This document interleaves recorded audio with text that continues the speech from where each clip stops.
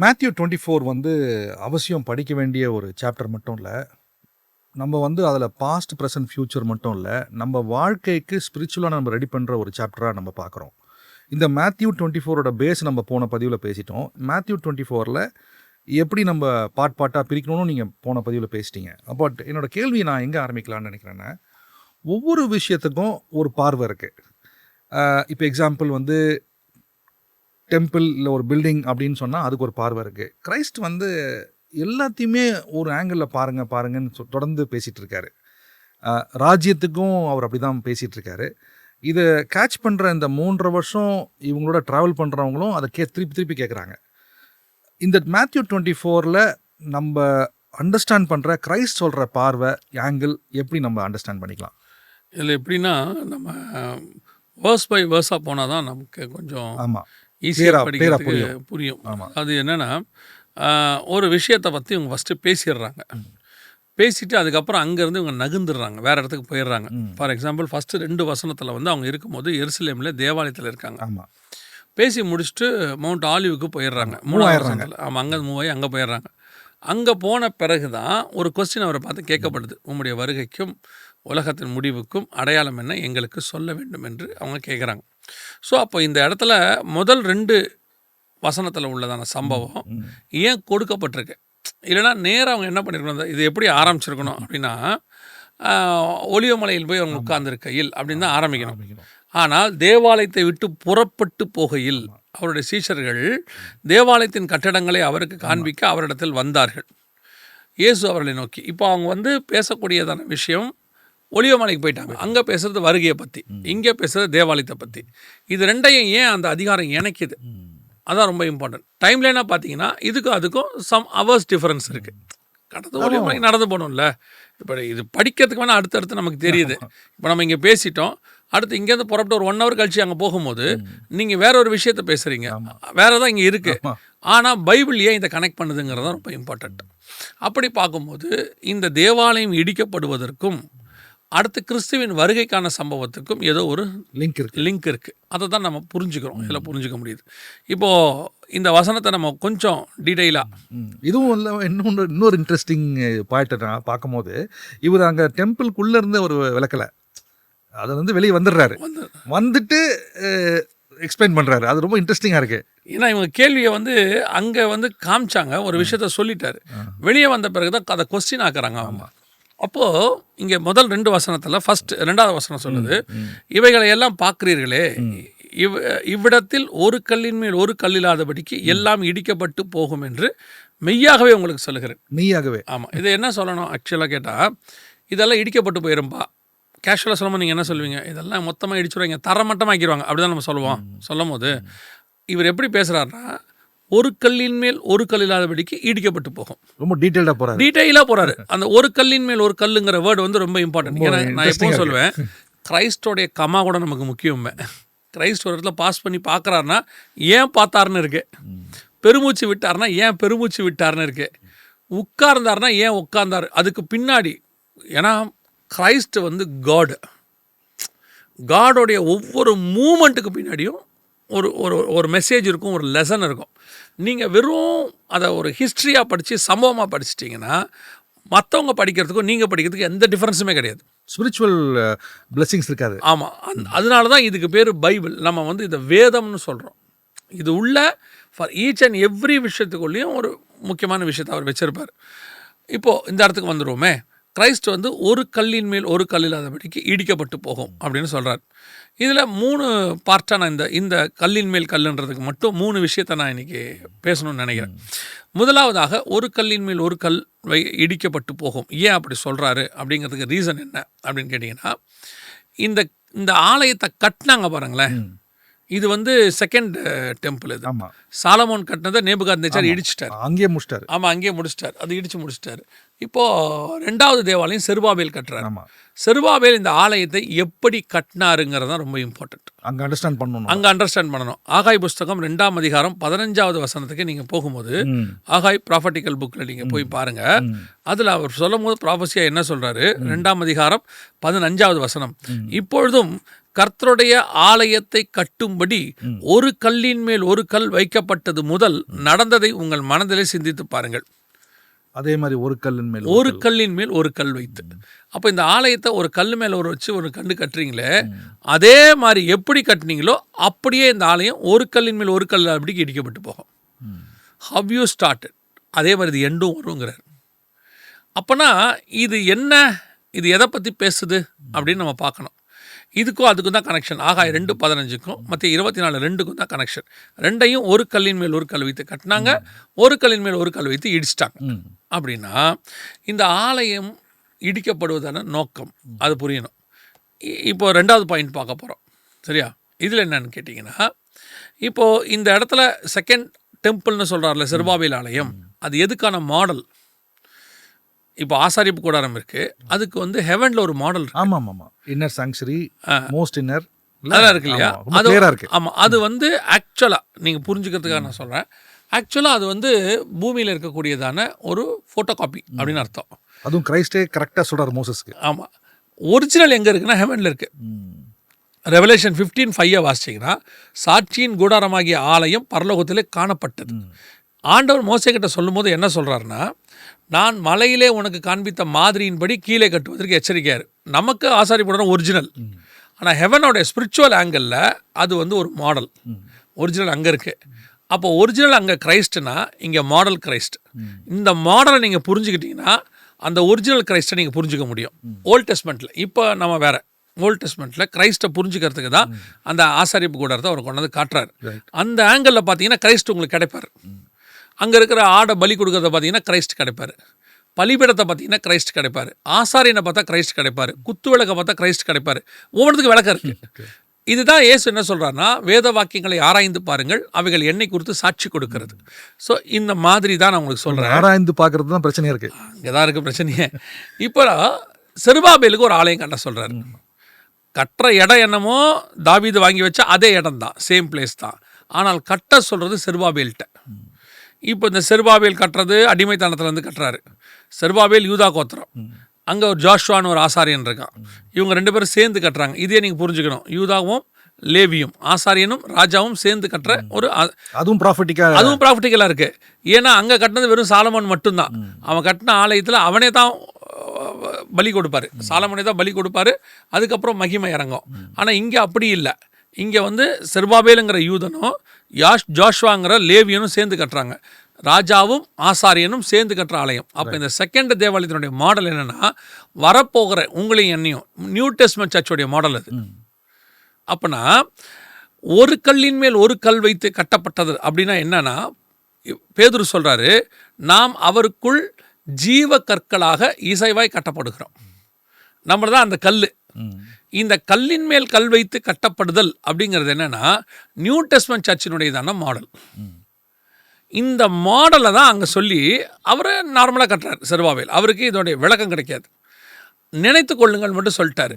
இப்போ கிரைஸ்ட் இங்கே என்ன பண்ணுறாருன்னா, ஒரு கல்லின் மேல் ஒரு கல் வச்சு நீங்கள் கட்டினீங்கல்ல, இந்த ஆலயம் ஒரு கல்லின் மேல் ஒரு கல் அப்படி இடிக்கப்பட்டு போகும். அதோடைய அர்த்தம் என்னென்னா, செகண்ட் டெம்பிள், நீங்களாம் தான் செகண்ட் டெம்பிள், மறந்துடக்கூடாது. நாமே தேவனுடைய ஆலயமாக இருக்கிறோம். இந்த ஆலயம் கட்டப்பட்டது, இந்த ஆலயம் ரிமூவ் பண்ணப்படுகிறது. எப்போ இந்த ஆலயம் ரிமூவ் பண்ணப்படுமோ அதுக்கு அடுத்த கேள்வி, உங்களுடைய வருகைக்கும் உலகத்தின் முடிவுக்கும் அடையாளம் என்ன? இப்போ இந்த லிங்க் புரியுதா உங்களுக்கு? எப்போ இந்த சர்ச்சு இல்லாமல் போகுதோ, ரிமூவ் ஆகுதோ, நல்லா கவனிச்சு பார்த்தீங்கன்னா டிட்டாச் பண்ணுறாங்க. டிட்டாச்சுங்கிறது என்னென்னா, நீங்கள் அட்டாச் பண்ணிட்டு அப்புறம் தேவையான போது நீங்கள் பிரித்து எடுப்பீங்க. அந்த டிட்டாச் பண்ணுற வேலை இங்கே நடக்குது. எப்போ நியூ டெஸ்ட்மென்ட் சர்ச் ஆரம்பித்து நியூ டெஸ்ட்மென்ட் சர்ச் முடிவடைகிறதோ அவருடைய வருகைக்கான அடையாளம் தொடங்கிடுச்சின்னு அர்த்தம். இப்படியும் புரிஞ்சுக்கலாமா? அதாவது வந்து இது இந்த கல்லின் மேல் கல் இடிக்கப்படும் சொல்லும் போது அதை ரொம்ப சந்தோஷமாக அவர் சொல்ல, ஏதோ ஒரு பெயினோடு தான் சொல்கிற மாதிரி நான் அண்டர்ஸ்டாண்ட் பண்ணிக்கிறேன். அது கரெக்டா? இதுதான் 3வது ஆங்கிள். அப்போ அதை வந்து சொல்கிறாருன்னா அது ஒரு ஹாப்பி இதுவாக சொல்ல அவர் இல்லை? இல்லை, அதாவது ஒரு இதுக்கு 2 காயின், 2 காயினுக்கு வந்து 2 பார்ட் இருக்குது இல்லையா? சரி, இப்போ இப்படி எடுத்துங்க. இப்போ இந்த கேள்வியை நான் இப்படி வைக்கிறேன். டாஸ் போடுறாங்க 2 கேப்டன்ஸ். டாஸ் போட்ட உடனே ஒருத்தர் ஹெட்டு கேட்குறாரு, ஹெட்டு விழுந்துருச்சு. அவர் என்ன இருப்பார்? அவர் என்ன நினைப்பார்? இப்போ அவருக்கு எப்படி இருக்கும்? இப்போ அவர் கேட்டது விழுந்துருச்சு, அவருக்கு எப்படி இருக்கும்? ஹாப்பியாக இருக்கும். ஹாப்பியாக இருக்கும். எதிரில் உள்ளவருக்கு என்னடா நான் எனக்கு வந்து அது வந்து எடுத்துருப்பேனேன்னு தான் ஃபீல் பண்ணுவார். அவருக்கு அது சோகமாக இருக்கும். ஒரே டாஸ் தான், ஒரே காயின் தான், 2 பார்ட் இருக்கு. அதில் ஒருத்தருக்கு சந்தோஷம் கொடுக்குது, ஒருத்தருக்கு வேதனையை கொடுக்குது, துக்கத்தை கொடுக்குது. அதே மாதிரி தான் இது ஒரு கல்லின் மேல் ஒரு கல் இல்லாதபடிக்கு இந்த தேவாலயம் இடிக்கப்பட்டு போகும்னு சொல்றதனுடைய கான்செப்ட் என்னன்னா, ஸ்பிரிச்சுவலி நியூ டெஸ்ட்மென்ட் சர்ச் எடுத்துக்கொள்ளப்படும். அதைத்தான் அவர் அங்கே ஃபோக்கஸ் பண்ணுறாரு. ரிமூவ் ஆகிடும். நிறைய பேர் சொல்லுவாங்க, அதை எப்படி சர்வபேல் ஆலயத்தை போய் நீங்கள் செகண்ட் டெம்பிளுக்கு சொல்கிறீங்க அப்படின்னு கேட்பாங்க. தெளிவாக இயேசு சொல்லுவார், முந்தின ஆலயத்தை பார்க்கிலும். நீங்கள் எல்லாரும் போய் ஒரு வேளை இருக்கிறவங்க ரொம்ப இன்ட்ரெஸ்ட் உள்ளவங்க தான் அந்த ப்ரோக்ராம் பார்க்குறாங்கன்னு வச்சுக்கோங்களேன். நீங்கள் போய் ஆகாய புஸ்தகத்தை படித்து பாருங்கள். நம்மளை பற்றின விஷயம் மட்டும்தான் அங்கே இருக்கும். வசனம் சொல்லும், முந்தின ஆலயத்தை பார்க்கிலும் பிந்தின ஆலயத்தின் மகிமை பெரிதாக இருக்கும், சகல ஜனங்களாலும் விரும்பப்படுகிறவர் அதில் வாசமாக இருப்பார். இது எல்லாமே வந்து நியூ டெஸ்ட்மென்ட் சர்ச்சுக்கானது. எல்லாருக்கும் நமக்கு சகல ஜனங்களால் விரும்பப்படுகிறவர். இந்த மாதிரி ஒவ்வொரு பார்ட்டியாக எடுத்திங்கன்னா நியூ டெஸ்ட்மென்ட் சர்ச்சை பற்றி மட்டும்தான் பேசும்.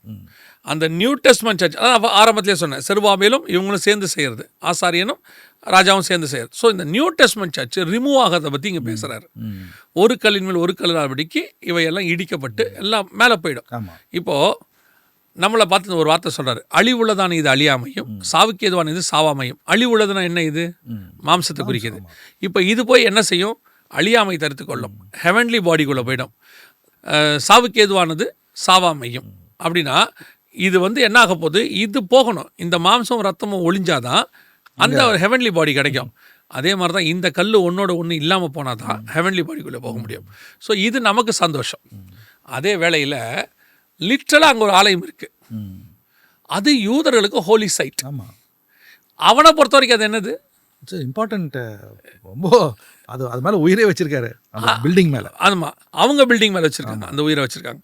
இப்போ அது இடிக்கப்பட்ட அவனுக்கு என்னவா இருக்கும்? Painful process. இப்போ கவனிங்க, ஆஸ் அ ஜூயிஷ் சைட்லேருந்து பார்த்தா அது பெயின்ஃபுல் ப்ராசஸ். பட் ஸ்பிரிச்சுவல் ப்ராசஸ்லேருந்து பார்த்தீங்கன்னா அது நல்ல விஷயம்.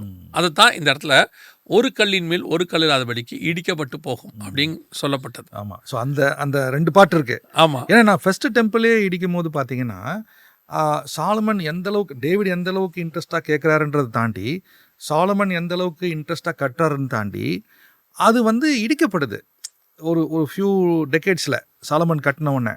அப்போது அது ஒரு எப்படின்னா அவ்வளோ ஆசையாக கட்டி, ஆனால் திருப்பி எங்கே வருதுன்னா, அதை இடிக்க அலோவ் பண்ணுறாரு, ஒரு டெம்பிளை இடிக்க அலோவ் பண்ணுறாரு. ஃபஸ்ட் பார்ட்டை நான் சொல்கிறேன்.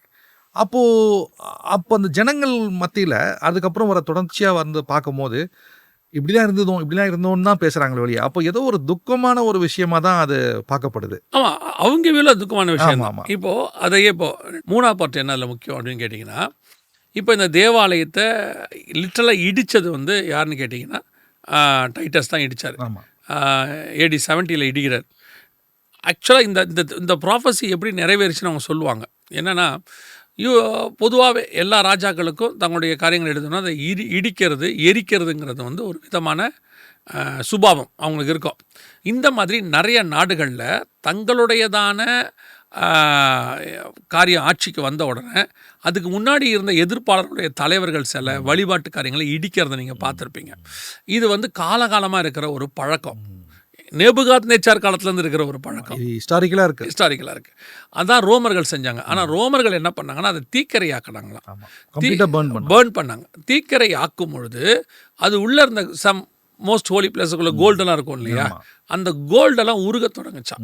உருகி அது இந்த வால் வழியாக அங்கங்கே ஆகும்பொழுது யாரோ ஒருத்தர் ஏதோ சொன்னாங்க, இது ஹிஸ்ட்ரியில் உள்ளது தான். யாரோ ஒருத்தர் என்ன சொன்னான்னா, இந்த வால் ஸ்கூலெல்லாம் கோல்டு பதுக்கி வச்சுருக்கிறாங்க. ஏன்னா பாபிலோனியன்ஸ் அப்படி வச்சுருந்தாங்க தங்கள் கோயில். இன்றைக்கும் பார்த்தீங்கன்னா பல கோயிலுக்குள்ள ட்ரெஷர்ஸ் இருக்கும்.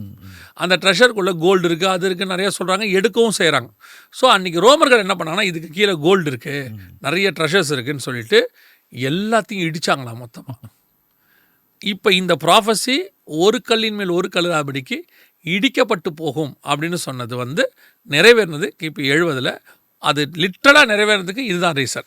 எல்லாத்தையும் மொத்தமாக இடிச்சுட்டு தரமட்டமாக, அதாவது முக்கியமான ட்ரெஷரை விட்டுட்டு வேற ஏதோ தேட போய் கடைசியில் இது இல்லாமல் அது இல்லாமல் ரெண்டுத்தையும் மிஸ் பண்ணுற ஒரு காலகட்டத்துக்கு அவங்க அன்றைக்கி வந்துட்டாங்க. 2 ட்ரெஷர் நீங்கள் சொன்ன மாதிரி இந்த ட்ரெஷரும் இல்லை, அந்த ட்ரெஷரையும் விட்டுட்டாங்க, முடிஞ்சிருச்சு, தரமட்டமாயிடுச்சு.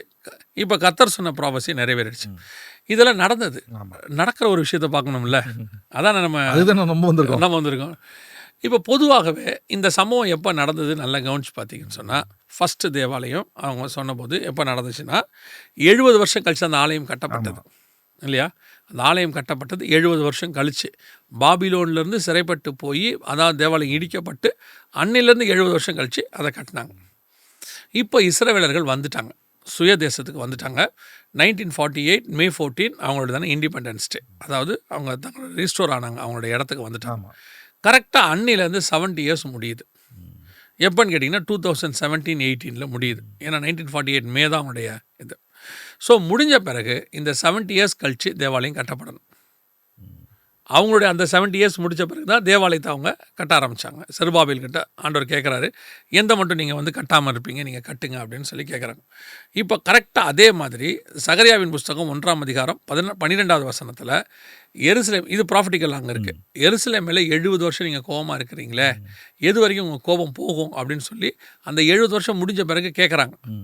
அதே மாதிரி கரெக்டாக 70 வருஷம் முடிஞ்ச பிறகு 1948 to 2017 70 வருஷம் முடிஞ்ச பிறகு 2018 ரெட் ஹீஃபர் அப்படின்னு சொல்லக்கூடிய சிவப்பு கிடாரி ஆகஸ்ட் மாதம் எருசலேம் கூட நுழைஞ்சிச்சு, கொண்டாந்துட்டாங்க. பலி பொருள், ஒரு ஆலயத்தினுடைய ஃபர்ஸ்ட் பார்ட் வந்து சாக்ரிஃபைஸ் ஆல்டர், அந்த பலிபீடம். அதை தாண்டி உள்ளே போனால் பரிசுத்த ஸ்தலம், மோஸ்ட் ஹோலி பிளேஸ், அதுக்கப்புறம் மோஸ்ட் ஹோலி பிளேஸ். இந்த 3 பார்ட்டாக தானே இருக்கும் அவங்க யூதர்களுக்கு. இப்போ நமக்கு அப்படி இல்லை, அவங்களுக்கு சொல்கிறேன்.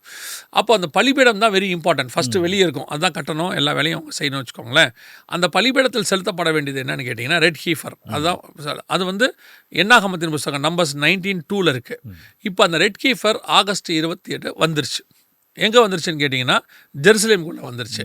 ஸோ 70 இயர்ஸ் கழித்து அவங்க அந்த ஆலயத்தை கட்டினதுக்கும் இப்போ இவங்க வந்து கரெக்டாக 70 இயர்ஸ் முடிஞ்சு ரெட் ஹீஃபர் உள்ளே வந்துச்சு. இப்போ அந்த ஆலயத்தை கட்டுறதுக்கான ஆசாரியர்கள் ரெடியாக இருக்கிறாங்க. பெரிய ஆச்சரியம் என்னன்னு கேட்டிங்கன்னா, லேவி கோத்திரம், அதாவது லேவி ட்ரைபில் ஆரோனினுடையதான வம்சத்தில் ஒரு ஆசாரியனை அவங்க கண்டுபிடிச்சிட்டாங்க. இப்போ ப்ரீஸ்டுக்கான எல்லா ப்ராக்டிஸும் கொடுத்து இப்போ ஒரு ப்ரீஸ்ட் ரெடியாக இருக்கிறாரு. அதாவது இஸ்ரேலில் ஒரு ப்ரீஸ்ட், சீஃப் ப்ரீஸ்ட் ரெடியாக இருக்கிறார். இப்போது சாக்ரிஃபைஸ் பொருளும் ரெடியாக இருக்குது, ரெட் ஹீஃபரும் ரெடியாக இருக்குது. இப்போ அவங்க 70 இயர்ஸ் முடிஞ்சாச்சு. எப்படி அப்போ செருபாபேல் கிளம்பி வந்து ஒரு ஆலயத்தை கட்டினோமோ அதே மாதிரி இப்போ ஆலயத்தை கட்டுறதுக்கான காரியங்களும் வந்திருக்கிறாங்க. இந்த மத்திய 24 ஆகாயம் 2:15 அங்கே ஆரம்பித்து இங்கே முடியுது, இங்கே ஆரம்பித்து இப்போ முடிய போகுது, நம்ம காலகட்டத்தில் முடியும். அதாவது 2018 அந்த காலம் ஆரம்பிச்சிருச்சு. இப்போ நீங்கள் பார்த்தீங்கன்னா எருசலேம் முழுக்க அவங்க way to the temple mount அப்படின்னு சொல்லி, அதாவது வே டு த டெம்பிள்னே போட்டு தேவாலயத்துக்கு போகும் வழி, இன்னும் தேவாலயமே அங்கே இல்லை, தேவாலயத்துக்கு போகும் வழி அப்படின்னு அவங்க போர்டு வைக்க தொடங்கிட்டாங்க. ஸோ இந்த மத்திய 24:2 பின்னாடி இருக்கிற மிக முக்கியமான ப்ராஃபஸி நடந்தது, நடக்க போகிறதும் அது உள்ள இருக்குது. இப்போது இந்த ஸ்டார்டிங்லேயே நீங்கள் சொன்ன மாதிரி இந்த 24 மேத்யூ 24 டிஃப்ரெண்ட் பார்ட்ஸாக பார்க்குறோம். அப்போது இந்த பதிவில், முதல் பதிவில் நீங்கள் சொல்ல வர்றது என்னென்னா, ஒவ்வொரு விஷயத்தையும் ஓல்ட் டெஸ்டமெண்டோட கனெக்ட் பண்ணி பாருங்கள். ஒவ்வொரு விஷயத்தையும் நம்ம வந்து எப்படி அந்த கல்லின் மேல் கல், அந்த விஷயத்த நீங்கள் எக்ஸ்பிளைன் பண்ணீங்க. அப்போது இந்த டேக்அவேல நம்ம வந்து முக்கியமாக வந்து நீங்கள் சொல்கிற மாதிரி அந்த ஓல்ட் டெஸ்டமெண்ட் பார்ட்டையும் இதையும் கிரைஸ்ட் ஃபுல்ஃபில் பண்ணுற விஷயத்த எவ்வளோ கிளியராக வந்திருக்குன்னு சொல்கிறீங்க. அதுவும் முக்கியமாக நீங்கள் என்ன சொல்கிறீங்கன்னா, அந்த ஒரு பார்ட்டுக்கு, ஒரு காயினுக்கு 2 பக்கம் இருக்கிற மாதிரி ஒரு பக்கம் மட்டும் பார்க்காதீங்க, இன்னொரு பக்கமும் பாருங்கன்றீங்க. அப்போ நம்ம இந்த 24 எப்படி நம்ம தொடர்ந்து நம்ம அதை கேட்ச் பண்ணி கொண்டு போகிறது? இப்போ நம்ம வந்து இதுதான் ஸ்டார்டிங்காக பார்க்குறது இல்லை, இதுதான் ஒரு ஸ்டார்டிங் பாயிண்ட். அதாவது 2018 இந்த ஸ்டார்டிங் பாயிண்ட் அவங்களுக்கு ஆரம்பிக்குது. நமக்கு வந்து இந்த மேத்யூ எப்படி ஆரம்பிக்குதுன்னா, தேவாலயம் இடிக்கப்பட்டதில், அவங்களுடைய ஆலயம் இடிக்கப்பட்டதுலேருந்து நம்ம ஆலயம் கட்டப்பட ஆரம்பிச்சிருச்சு. நம்ம ஆலயம் இடிக்கப்படுறதுலேருந்து உள்ள ப்ராஃபஸிஸ் வந்து இதில் இருக்குது. அதை ஒட்டி நடக்கிற சம்பவங்களை தான் இதை பார்க்கணும். பொதுவாக 2 வகையாக பைபிள் படிக்கிறவங்க இருக்காங்க. ஒன்று இதை டெய்லி ரொட்டீன் ஒர்க்கு, அதை படிக்கிறோம், ஷெட்யூல் போட்டு ஒரு நாளைக்கு ஒரு அதிகாரம் 2 அதிகாரம், அது ஓகே ஃபைன், அது அவங்களோட இஷ்டம், நம்ம ஒன்றும் செய்ய முடியாது. அதாவது படிக்கிறாங்களேன்னு சந்தோஷப்பட்டுக்கிறேன். இப்போ ஏன்னு கேட்டிங்கன்னா, பெரும்பான்மையான வீடுகளில் பைபிளே படிக்கிறதில்ல, தே ஹாவ் நோ டைம். அவங்க சொல்கிறாங்க ரொம்ப பிஸியாக இருக்கும் அப்படின்லாம் சொல்கிறாங்க. ஸோ அதுக்கு இது எவ்வளோ பரவாயில்லன்னு வச்சுக்கோங்களேன். ரெண்டாவது இதை கொஞ்சம் தியானிக்கணும், மெடிடேட் பண்ணணும். நம்ம திருப்பி திருப்பி அதே தான் உங்களுக்கு சொல்கிறேன். வேத வசனம் என்பது படிப்பதற்காக மட்டும் கொடுக்கப்படலை, தியானிப்பதற்காக கொடுக்கப்பட்டது. இரவும் பகலும் கர்த்தருடைய வேதத்தில் தியானமாக இருக்கிற மனுஷன் பாக்கியவான், அப்படி தான் பைபிள் சொல்லுது. ஸோ இந்த மெடிடேட் பண்ணிங்கன்னா தான் இந்த மாதிரி காரியங்கள் உங்களுக்கு கிடைக்கும். கொஞ்சம் உட்காந்து இன்ட்ரெஸ்டாக டைம் எடுத்து நீங்கள் இந்த காரியத்தை எப்படி ஆரம்பிக்கணும் அப்படின்னா, இந்த என் டைம் அப்படிங்கிற கடைசி காலம் அப்படிங்கிறதுனுடைய ஃபஸ்ட்டு வெளிப்பாடு இங்கே தான் ஆரம்பிக்குது. இதே காரியம் தான் லூக் 21 இருக்குது. லூக் 21 மேத்யூ 24 ஒரே விஷயம் இருக்குது. லூக்கும் அதை பற்றி தான் எழுதுறாரு, மேத்யூவும் அதை பற்றி தான் எழுதுறாரு. ஸோ இதை நீங்கள் உட்காந்து கொஞ்சம் டீட்டெயிலாக தெளிவாக இது எப்படி ஆரம்பிக்குது அப்படிங்கிறத படித்தாங்கன்னா நிறைய விஷயங்கள் இதில் கொண்டு போக முடியும். மேத்யூ 24 3வது வசனத்தில் வந்து மவுண்ட் ஆஃப் ஆலிவ்ஸ்க்கு மேலே இருந்து ஒரு விஷயம் பேசப்படுது. இந்த மவுண்ட் ஆஃப் ஆலிவ்ஸை பற்றி நிறைய பேசலாம், பட் சிக்னிஃபிகன்ஸ் நான் எப்போவுமே அந்த லொக்கேஷனை, அதாவது கோயிலுக்கு போயிட்டு வந்து வெளியே வந்து அதை பற்றி பேசுகிறாரு. இங்கே வந்து இந்த மவுண்ட் ஆஃப் ஆலிவ்ஸ் பற்றி ரொம்ப டீட்டெயில்டாக அந்த லொக்கேஷனே ஒரு வித்தியாசமாக இருக்குது. ஏன் அடிக்கடி அங்கே கிரைஸ்ட் போகிறாரு, அதோட பேக்ரவுண்ட் என்ன?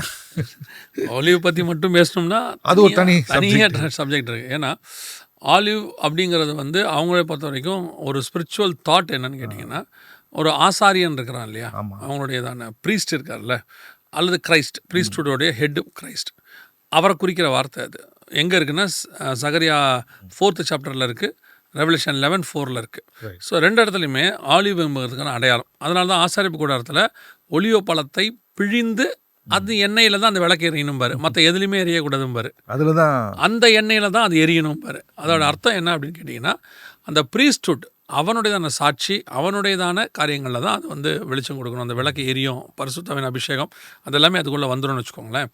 ஆனால் இப்போ இங்கே என்ன அப்படின்னு கேட்டிங்கன்னா, கிரைஸ்ட் இந்த ஒலிவமலை பர்டிகுலர் பிளேஸ், ஒலிவமலைக்கு போகிறதுங்கிறது நிறைய பேர் இந்த ஒலிவமலை தான் மர்ருவமலைன்னு சொல்கிறாங்க.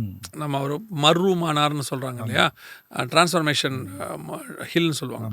அது வந்து இந்த ஒலிவமலை தான், இங்கே இருந்தான் அப்படின்னு. ஒரு விஷயத்தை நம்ம இதில் நல்லா புரிஞ்சிக்க முடியணும்னா, கிரைஸ்ட் எருசலேமில் தங்கலை, வந்துட்டு தான் போகிறாரு. டெய்லி நைட் அங்கே அவர் ஸ்டே பண்ணவே இல்லை, டெய்லி வெளியே வந்துட்டு போயிடுறாரு. இந்த பர்டிகுலர் விஷயத்தை அவர் பேசும்போது ஒலிவமலையில் தான் பேசுகிறார். இன்னொன்று ஒரு இடத்துல கிரைஸ்ட் சொல்கிறார் இல்லையா, எருசலேமே இந்த நாளிலே உனக்கு அடுத்த இதையாவது நீ தெரிந்து கொண்டால் நலமாக இருக்கும்னு. எங்கிருந்து அவர் பார்த்து சொல்கிறாருன்றதுனா இங்கேருந்து தான் சொல்கிறாருங்கிறாங்க. இங்கேருந்து அங்கே பார்க்குறாரு, இங்கேருந்து அங்கே பார்க்குறாரு. இங்கேருந்து பார்க்கும்போது டோட்டல் ஜெருசலேமே தெரியுன்றாங்க. வியூ அங்கேருந்து தான் தெரியும், அங்கேருந்து தான் அவர் மொத்தமாக அழுதார்னு. ரெண்டாவது கிரைஸ்ட் திரும்பி வரார்ல, சகரியா 14 அதை பற்றி இருக்குது, திரும்பி வர போகிறாருன்னு. ஆக்ஸ் 1:9 6-9 அதே வார்த்தையை அவங்க சொல்கிறாங்க. இந்த ஒலிவமலையில் தான் அவர் ஏறி போகிறார், பரத்துன்ற ஒரு மேகம் அவர் எடுத்துக்கொண்டது. திருப்பி அவர் ஒலிவமலையில் வந்து இறங்குவார்னு சகரியா 14 லொகேஷன் அது. ஆமாம், வெரி இம்பார்ட்டன்ட் லொகேஷன் ஒலிவமலை. அதான் சொன்னோம், லைட்டாக எடுக்க முடியாது. நம்ம இப்போ எல்லாத்தையுமே பாயிண்டாக சொல்லிட்டு போயிட்டோம். ஒவ்வொருத்துக்கும் எக்ஸ்ப்ளனேஷன் கொடுத்தோம்னா ஸ்பிரிச்சுவல் எக்ஸ்ப்ளனேஷன் கொடுக்கலாம். ஸோ இப்போ ஒலிவமலையின் மேல் வந்து அவர் இறங்குறார், அங்கே தான் இறங்குறார். அங்கே இறங்கி தான் அவர் அர்மேகதானுக்கு போகிறார், மெகிதோ வேலைக்கு போகிறார். ஸோ இது வந்து முழுக்க ப்ரீஸ்ட்ஹுட் கிங்டம் ரெண்டும் இணையிற இடம் அந்த இடத்துல. ஸோ அந்த இடத்துல தான் அவர் வந்து ஒலிவ பழம் புளிஞ்சு எப்படி இதாகிறாரோ. இந்த கெட்சமனையும் அது பக்கத்தில் தான் இருக்குது அப்படின்னு அவங்க சொல்கிறாங்க. நான் போனதில்லை, சொல்கிறாங்க கெட்சமனையும் அங்கே தான் இருக்குது அப்படின்றாங்க. ஸோ எனிஹவ் இது எல்லாமே ஒரு இம்பார்ட்டண்ட்டான எண்ட் டைம் ஸ்பெசிஃபிகேஷன் மிக்க இடம். செகண்ட் கம்மிங் நடக்க போகிற இடத்துல இருந்தால் அவர் இது ஆரம்பிக்கிறார். நான் போய் பார்த்துருக்கேன் அதை. ஓகே, அங்கே நின்று பார்த்துருக்கேன். நீங்கள் சொல்கிற மாதிரி அந்த வியூ அழகாக இருக்கும். ஓகே, நான் அன்றைக்கி ஒரு இமேஜ் ஒன்று பார்த்தேன். அங்கேருந்து பார்த்தா டோட்டல் எருசலேம் தெரியுது, ஒரு ஃபோட்டோ தெரியுது. அவங்க சொல்கிறாங்க இது ஒலிவமலையிலேருந்து எடுக்கப்பட்டது அப்படின்னு அவங்க போட்டிருக்கிறாங்க, அந்த ஃபோட்டோவை போட்டிருக்கிறாங்க. ஸோ அங்கேருந்து பார்த்தா அவர் கண்ணீர் வடிக்கிறாரு, அங்கேருந்து தான் அர்மேகதானுக்கு வராரு. ஸோ ஒலிவமலை அவ்வளோ இம்பார்ட்டண்ட்டான ஒரு இடமா இருக்குது. அங்கேருந்து தான் எடுத்துக்கொள்ளப்பட்டார், அங்கே தான் அவர் திரும்பி வரார். ஸோ இப்போ நம்மளே பொறுத்த வரைக்கும் ஒலிவமலை என்பது கடைசி எண்ட் டைமுக்கான ஸ்டார்டிங் அண்ட் எண்டு அங்கே இருக்குது. இயேசு எடுத்துக்கொள்ளப்பட்டது அங்கே, நமக்கு நியூ டெஸ்ட்மென்ட் சர்ச் ஸ்டார்ட் ஆகுது இல்லையா. இயேசு வந்து இறங்குறாரு, ஸோ நியூ டெஸ்ட்மென்ட் சர்ச் முடிவடையுது, நமக்கு அது அங்கே இருக்குது. ஸோ அந்த மாதிரி ஒரு இடத்துல தான் இவங்களோட எண்ட் டைம் பற்றி அவர் பேசுகிறார், கடைசி 7 years பற்றியும் பேசுகிறார். ஸோ ஒலிவமலை அங்கே இருக்குது. நம்ம இப்போ நெக்ஸ்ட்டு எபிசோடில் எதை பற்றி பேசலான்னா, சீஷர்கள் 2 கேள்வி கேட்குறாங்க 3வது வசனத்தில். உம்முடைய வருகைக்கும் உலகத்தின் முடிவுக்கும் அடையாளம் என்ன? இந்த 2 கேள்விக்கான பதிலை தான் நம்ம மொத்த எபிசோடுமே பார்க்கணும். இனி வருகிற எபிசோட்ஸ் நம்ம நிகழ்ச்சியோட சீரீஸ் தலைப்பே அதானே, நம்ம நடந்தவைகளும் நடப்பவைகளும் இருக்கு இல்லையா. அதில் மிக முக்கியமாக எதை பார்க்க போகிறோன்னா, இனி அவருடைய வருகைக்கும் உலகத்தின் முடிவுக்கும் அடையாளம் என்ன, இந்த ரெண்டோட டிஃப்ரென்ஸ் என்ன, இந்த ரெண்டும் ஏன் கனெக்ட் பண்ணுறாங்க, அவருடைய வருகைக்கான அடையாளம் என்ன, உலகத்தின் முடிவுக்கான அடையாளம் தனித்தனியாக பார்க்கணும். அப்புறம் இது ரெண்டையும் கனெக்ட் பண்ணணும். அப்போ உங்களுக்கு மத்திய 24 தெளிவாக புரியும். இந்த கேள்வியை நம்ம மட்டும் கேட்கல, டிசைபிள்ஸும் கேட்டிருக்காங்க. அல்ல, டிசைபிள்ஸ் கேட்டது நான் எப்பவும் சொல்லுவேன், இந்த கேள்வி அவங்க கேட்டதுனால தான் 20% ப்ராஃபசிஸ் நமக்கு கிடைச்சிருக்கு. இந்த கேள்வியெல்லாம் எனக்கு தெரிஞ்சு அவங்களா கேட்கல, ஹோலி ஸ்பிரிட் கேட்க வச்சிருக்கிறாரு. ஏன்னா இந்த மாதிரி கேள்வி அவங்க நிறைய கேட்க மாட்டாங்க, எப்பயா தான் கேட்பாங்க. ஸோ ஹோலி ஸ்பிரிட் கேட்க வச்சதுனால அவங்க கேட்டிருக்கிறாரு, அவங்க பதில் அது கிடச்சிருக்கு நமக்கு. அப்போ அடுத்த பதிவில் நம்ம வந்து இந்த கேள்விக்கான பதில் மட்டும் இல்லை, நம்ம வாழ்க்கையில் நம்ம இங்கேருந்து நிகழ்ச்சியை பல இடத்துலேருந்து பார்க்குறாங்க, அவங்களுக்கு எப்படி இது ஸ்பிரிச்சுவலாக புரியுன்றதும் நம்ம அண்டர்ஸ்டாண்ட் பண்ணலாம். இந்த நிகழ்ச்சிக்கு வந்தது மிக்க நன்றி பிரதர். இந்த எபிசோட் டோட்டலாகவே ஒரு வித்தியாசமான ஒரு அப்ரோச்சில் இருக்குது. ஏன்னா பாஸ்ட்டை பற்றி நிறைய பேர் பேசிகிட்டே இருப்பாங்க, நான் இப்படி இருந்தேன் பார்த்தீங்களா, நான் அப்படி இருந்தேன், பழையது.